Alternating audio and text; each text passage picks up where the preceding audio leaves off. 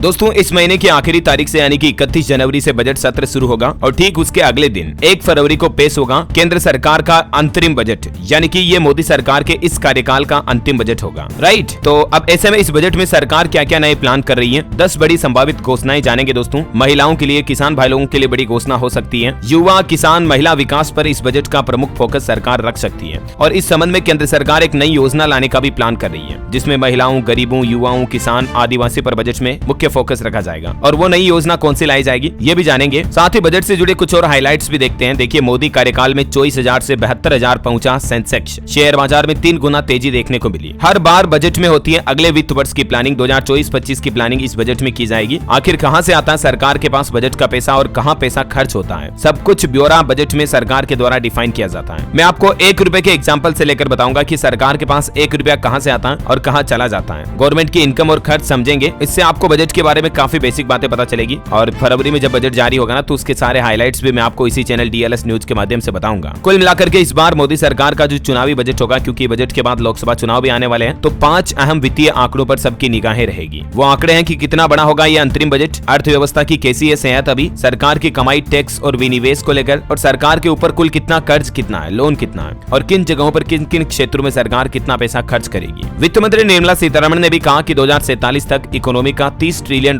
का लेवल एक कंजर्वेटिव अनुमान है। गुजरात वाइब्रेंट समिट के दौरान वित्त मंत्री ने ये घोषणा की हाल ही में। और बताया जा रहा है दोस्तों कि बजट में प्राइवेट कर्मचारियों के लिए भी NPS कंट्रीब्यूशन की सीमा को बढ़ाकर 12% किया जा सकता है। जो अभी NPS में कंट्रीब्यूशन के मामले में प्राइवेट एम्प्लॉयज के लिए 10% लिमिट तय है, तो उसे सरकार बढ़ा सकती है, क्योंकि हाल ही में PFRDA का कहना है कि इसे बढ़ाकर 12% करने की जरूरत है। वहीं PM मोदी की ओर से घोषित 4 बड़ी जातियों पर केंद्रित होगा बजट। रिपोर्ट सामने आ रही है कि आर्थिक विकास से जुड़ी योजनाओं को हर हाल में जारी रखा जाएगा। और हाल ही में PM मोदी ने आपको पता होगा कहा था कि मेरे लिए तो देश में 4 ही बड़ी जातियां हैं। उन जातियों में गिनाया था PM मोदी ने कि गरीब, किसान, युवा और महिला, इनके विकास पर आधारित फोकस होगा 2024-25 का बजट। और दोस्तों अभी रिकॉर्ड्स की माने तो देश में 104 करोड़ लोग सरकारी स्कीम के फायदे ले रहे हैं, अलग अलग किसी भी क्षेत्र में। और हाल ही में तो आपको पता होगा सरकार ने विधानसभा चुनाव के दौरान भी घोषणा की थी कि राशन योजनाओं को अगले 5 साल तक बढ़ाया जाएगा, फ्री राशन योजना। अब खबर है कि बजट में महिलाओं को जोड़ने की भी घोषणा हो सकती है। और अंतरिम बजट में टैक्स में भी छूट मिलने को लेकर कुछ नए फैसले हमें देखने को मिल सकते हैं। हालांकि अटकलों के बीच रिपोर्ट में यह दावा किया जा रहा है कि इस बजट में नई टैक्स व्यवस्था के तहत छूट की सीमा नहीं बढ़ाई जाएगी, लेकिन हो सकता है कि फिर भी सरकार चुनावों को देखते हुए टैक्स छूट की सीमा बढ़ा सके, क्योंकि पिछले बार आपको पता होगा बजट में 5 लाख से 7 लाख रुपए हुई थी टैक्स छूट सीमा, तो इसीलिए इस बार नहीं बढ़ाई जाए, ये भी हो सकता है। देखते हैं, ये तो क्या ऑफिशियल अपडेट आने के बाद ही पता चलेगा। बाकी नए टैक्स पेयर्स को बजट में कुछ तोहफे दे सकती है सरकार। नए टैक्स पेयर्स में टैक्स रिजिम में रिबेट के लिए इनकम लिमिट को बढ़ाया जा सकता है, क्योंकि अभी सिर्फ 5 लाख रुपए सालाना इनकम वालों को ही ये रिबेट मिलता है। और वहीं सरकारी कर्मचारियों के लिए अच्छी खबर आ रही कि सरकारी कर्मचारियों की सैलरी बढ़ सकती है। फिटमेंट फैक्टर पर बजट में मुहर लग सकती है। ऐसे भी मीडिया रिपोर्ट्स हैं दोस्तों की जल्द ही 8वां वेतन आयोग लागू होगा। सरकार बजट में इसका भी ऐलान कर सकती है, जिससे केंद्रीय कर्मचारियों की सैलरी अच्छी खासी बढ़ जाएगी। मिनिमम सैलरी में बड़ी बढ़ोतरी होगी और चुनाव से पहले ये बड़ा ऐलान हो सकता है। वहीं सरकार ATD के तहत भी ज्यादा फायदा देगी। हेल्थ इंश्योरेंस प्रीमियम पर भी छूट बढ़कर 50,000 रुपए करने की प्लानिंग चल रही है। ये बजट के मीडिया रिपोर्ट्स के हाइलाइट्स हैं। जो पॉसिबिलिटीज अनाउंसमेंट है, यानी कि संभावित घोषणाएं हैं, मैं आपको बता रहा हूं दोस्तों। जो भी कंफर्म अपडेट आएंगे गवर्नमेंट की ऑफिशियल घोषणा के बाद, वो हाइलाइट्स मैं आपको DLS न्यूज चैनल पर अलग से बताऊंगा, ठीक है। और एक अच्छी खबर आ रही, टैक्स पेयर्स को नई खुशखबरी मिलेगी। बजट 2024 में टैक्स छूट बढ़ा सकती है मोदी सरकार। 50,000 रुपए का ज्यादा फायदा मिलेगा, क्योंकि अभी 7 लाख रुपए जो मौजूदा टैक्स छूट है ना टैक्स रिजिम में, उसको बढ़ाकर 7.5 लाख रुपए तक किया जा सकता है। कुछ मार्केट एक्सपर्ट्स का ये भी अनुमान है। और कुछ अनुमान ये भी कि आने वाले फाइनेंशियल ईयर में 8 लाख रुपए तक टैक्स फ्री इनकम शुरू हो सकती है। अच्छा, इसके अलावा वित्त मंत्री निर्मला सीतारमण फूड सब्सिडी के लिए भी 2,20,000 करोड़ रुपए का आवंटन कर सकती है बजट में। और वहीं इंश्योरेंस प्रीमियम पर GST रेट्स पर भी फिर से विचार करने की जरूरत है। कई सारे हेल्थ बीमा सेक्टर से जुड़े जो एक्सपर्ट हैं, उनका यह कहना कि सरकार हेल्थ बीमा सेक्टर पर फोकस बढ़ाए और इंश्योरेंस प्रीमियम पर GST रेट्स वगैरह पर फिर से विचार करे, तो इंश्योरेंस प्रीमियम थोड़ी सस्ती हो सकती है। बीमा खरीदना सस्ता पड़ेगा अगर सरकार बजट में इस पर GST टैक्स में कटौती करती है तो।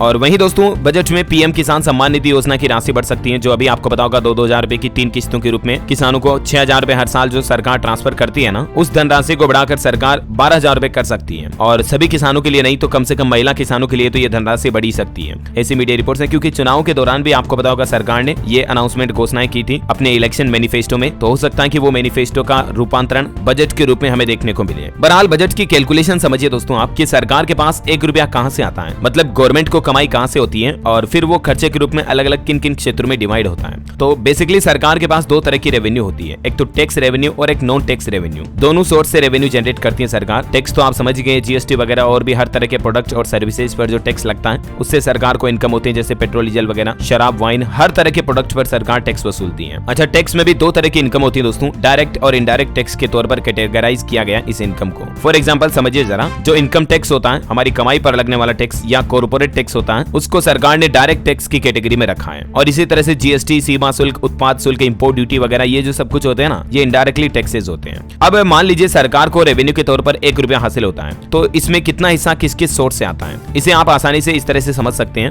वित्त मंत्रालय द्वारा जारी पिछले साल के चाय पार्ट से समझिए आप, ये चाय पार्ट जो आप देख पा रहे होंगे, इसमें सरकार ने बताया कि 1 रुपए से किस किस क्षेत्र से कितनी कमाई हुई। ठीक है, अब ये चाय पार्ट में समझिए आप, इनकम टैक्स से 15% कमाई सरकार को, यानी कि 1 रुपए में से 15 पैसे डायरेक्टली इनकम टैक्स के जरिए जनरेट हुए। यूनियन एक्साइज ड्यूटी से 7% रेवेन्यू जनरेट हुआ, कॉर्पोरेट टैक्स से 15% रेवेन्यू जनरेट हुआ, goods and service tax, GST और अदर टैक्सेस से 17% रेवेन्यू जनरेट हुआ, कस्टम से 4%, नॉन डेब्ट कैपिटल रिसिप्ट्स हुए 2%, नॉन टैक्स रिसिप्ट्स हुए 6%, और फिर बोरोइंग एंड अदर लायबिलिटीज से 34% पैसा जो सरकार के पास उधार वगैरह से इससे आया। तो देखा जाए तो अभी सरकार के पास सबसे ज्यादा इनकम जो हो रही है, ये इंडिया बजट के ऑफिशियल वेबसाइट के सोर्स इमेज बता रहा हूं आपको, सबसे ज्यादा जो कमाई हो रही है वो उधार के पैसों से हो रही है, मतलब समझ रहे हो आप, 34% उधार और दूसरी देनदारियां हैं, अदर लायबिलिटीज हैं। अब 1 रुपया कहां जाता है ये समझिए आप, 1 रुपया कहां से आता है ये तो समझ गए आप, उधारी से वगैरह और अलग अलग तरह के टैक्सेस है। अब 1 रुपया खर्च किस किस में होता है, 1 रुपए का 4% हिस्सा तो सीधा पेंशन में चला जाता है, अदर एक्सपेंडिचर में 8% हिस्सा चला जाता है। इसमें कौन कौन से कैटेगरी है मैं आपको बताऊंगा आगे। बाकी समझिए state share of taxes and duties, जो राज्य सरकारों के शेयर्स होते हैं टैक्स और ड्यूटीज के, उनमें 18% पैसा चला जाता है। Finance commission and other transfers होते हैं 9% के। सेंट्रल सेक्टर स्कीम यानी कि केंद्र सरकार की योजनाओं में 17% पैसा जाता है। डिफेंस में जो हमारी इंडियन आर्मी वगैरह रक्षा के क्षेत्र में जो बजट में जाता है 8%, 8 पैसे उसमें खर्च होते हैं। सब्सिडी में 7% चला जाता है, जैसे गैस सिलेंडर पर सब्सिडी मिलती है सरकार, और मान लीजिए आप सोलर पर सब्सिडी दे रही है, इस तरह से।